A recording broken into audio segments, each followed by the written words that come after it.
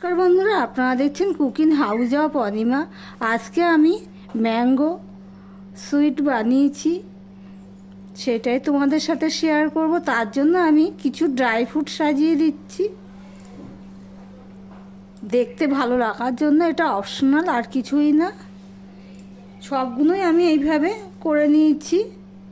ভিডিওটি স্কিপ করো না, তাহলে বুঝতে পারবে না আমি কিভাবে করেছি। সম্পূর্ণ ঠান্ডা হয়ে যাওয়ার পরেই তারপর থালা থেকে তুলতে হবে, না হলে কিন্তু লেগে যেতে পারে। আর তোমাদের যদি বাটার পেপার থাকে তো তাহলে আর অসুবিধা নেই। আমি বাটার পেপার ছাড়াই করেছি। তাহলে ভিডিওটি স্কিপ না করে পুরোটা দেখার অনুরোধ রইল। আমি কিভাবে ম্যাঙ্গো সুইট বানালাম দেখতে থাকো বন্ধুরা। প্রথমেই আমি দুধটা জাল করতে বসিয়ে দিলাম। এখানে প্রায় 600-700 গ্রাম হবে দুধ।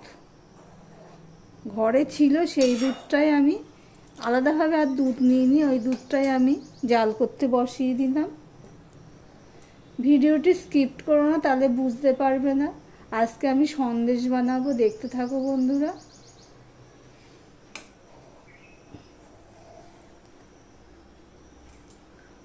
দুধটা জাল পড়ে গেছে, জাল দেওয়া দুধে আবার কড়াইতে বসিয়েছিলাম।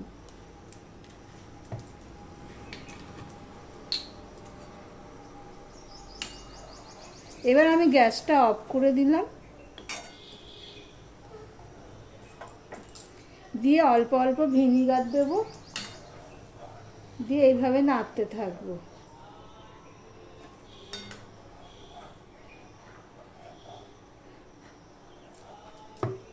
দেখো বন্ধুরা, গ্যাসটা অফ করে দিয়েই আমি ভিনিগারটা দিয়েছি ছানাটা কাটার জন্য। আর এইভাবে নাড়তে থাকবো, দেখবা ছানাটা পরিষ্কারভাবে কাটা হয়ে যাচ্ছে। দেখতেই পাচ্ছ পরিষ্কার জল বেরিয়ে গেছে। এবার এই ছানাটাকে ছেঁকে ধুয়ে নেব। সেটা আর তোমার ক্যামেরা অফ করেই করে নেব কাজটা, মানে ভিডিওটা অনেক বড় হয়ে যাবে। এদিকে দেখো একটা আম নিয়ে নিয়েছি।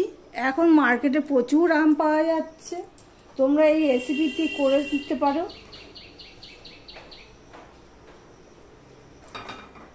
এবার আমটাকে আমি কেটে নেব। এই পর্যন্ত যারা ভিডিওটি দেখছো লাইক দিয়ে কন্টিনিউ করো।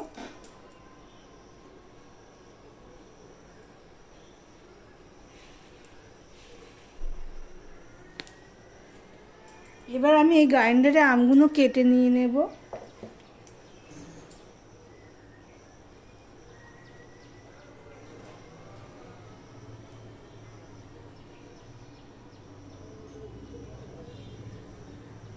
সন্দেশ তো অনেকে অনেকভাবেই খেয়েছো, কিন্তু এই আমের সিজনে আম দিয়ে আমের সন্দেশ বানিয়ে তোমরা খেয়ে নিতে পারো।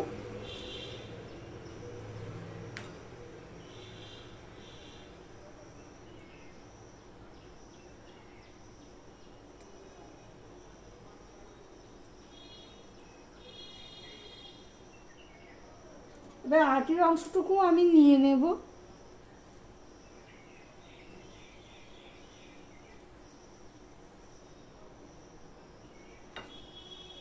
যতটা পারবো ততটা নিয়ে নেব আর কি।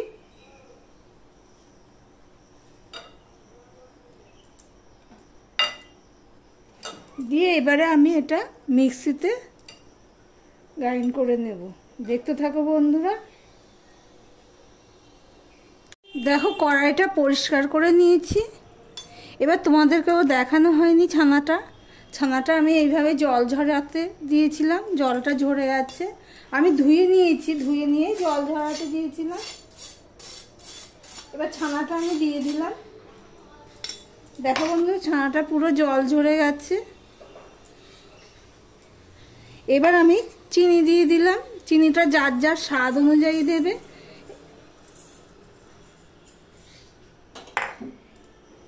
দিয়ে দিলাম সেই আমের পেস্ট।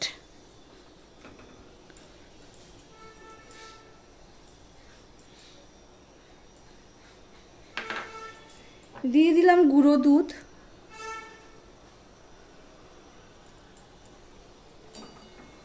দিয়ে সম্পূর্ণটা আমি মিশিয়ে নিচ্ছি, দেখতেই পাচ্ছ। ভালো করে এইভাবে হাত দিয়ে দিয়ে ভালো করে এইভাবে মেখে নিতে হবে।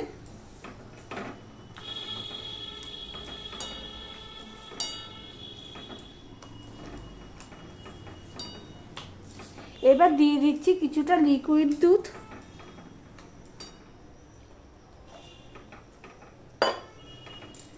লিকুইড দুধটা দিয়েও আমি হাত দিয়ে ভালো করে মেখে নিচ্ছি। গ্যাস কিন্তু আমি অন করিনি।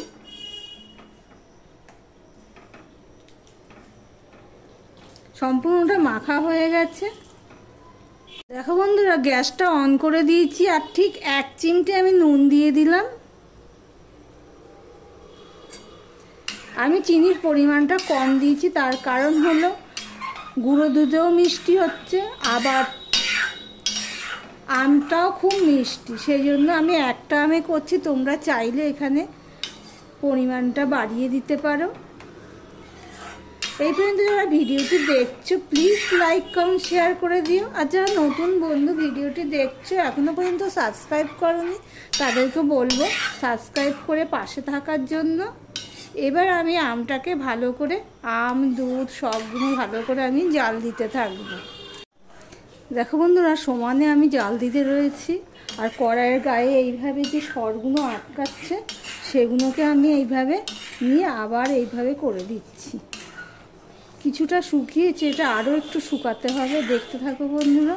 যখন ঘন হয়ে আসবে তখন ঘন ঘন নাড়তে হবে, না হলে গায়ে চারিদিকে ছিটে পড়ে। আমারও পড়েছে। দেখো কতটা ঘন হয়ে গেছে।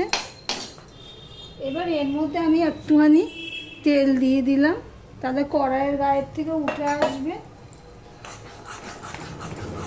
সাদা তেলেই দিলাম, এখানে আমি ঘি দিলাম না, কেননা আমের গন্ধ রয়েছে, আবার ঘিয়ের গন্ধ, আমের গন্ধটা পাওয়া যাবে না, সেই জন্যই আমি এখানে সাদা তেলটা দিয়ে দিলাম। দিয়ে সমানে আমি নাড়তে থাকছি।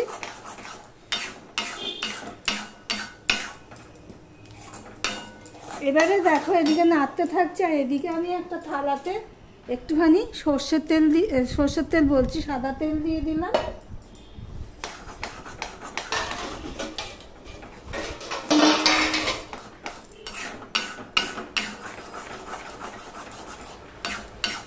এবার আর করবো না, কেননা কড়াইয়ের গায়ের থেকে দেখতেই পাচ্ছি উঠে যাচ্ছে, দেখতে পাচ্ছি উঠে যাচ্ছে কড়াইয়ের গায়ের থেকে। এই অবস্থায় আমি গ্যাসটা অফ করে দিলাম, দিয়ে আরও একটু নাড়তে থাকবো। আর কড়াইয়ের গায়ে যেগুলো রয়েছে লেগে লেগে সেগুলো আমি গরম অবস্থাতেই তুলে নেব। ঠান্ডা হয়ে গেলে কি হবে বলো তো, উঠবে না ভালো করে।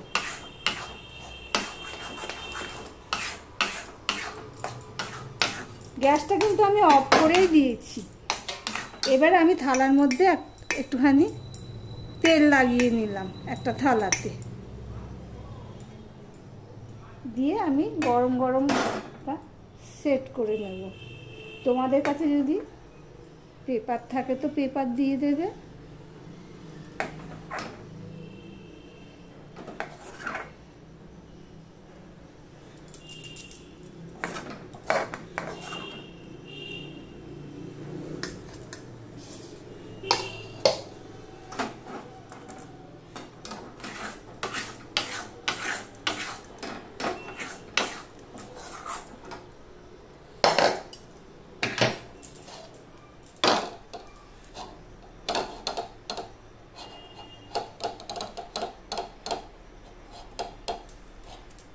বন্ধুরা, সম্পূর্ণ কড়াইয়ের থেকে নিয়ে আমি একটুখানি হাতে ছয় মতন গরম আছে, এবার আমি সেট করে নিলাম।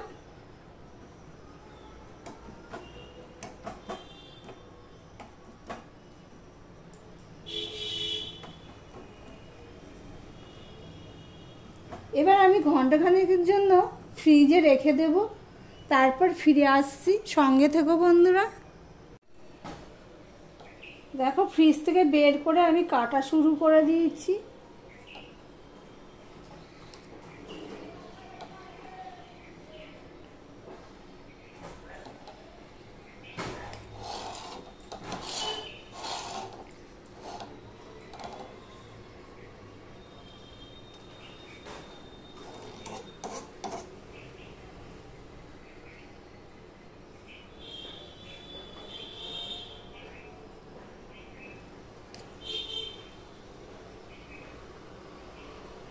সন্দেশ তো অনেক রকম খেয়েছো, কিন্তু এইভাবে পাকা আমের সন্দেশ একবার অন্তত বানিয়ে খেয়ে দেখতে পারো।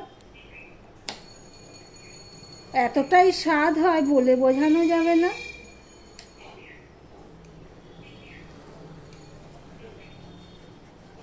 আমি এদিক দিয়ে তেল দিয়েছি তো, বাটার পেপার থাকলে অসুবিধা ছিল না কোনো।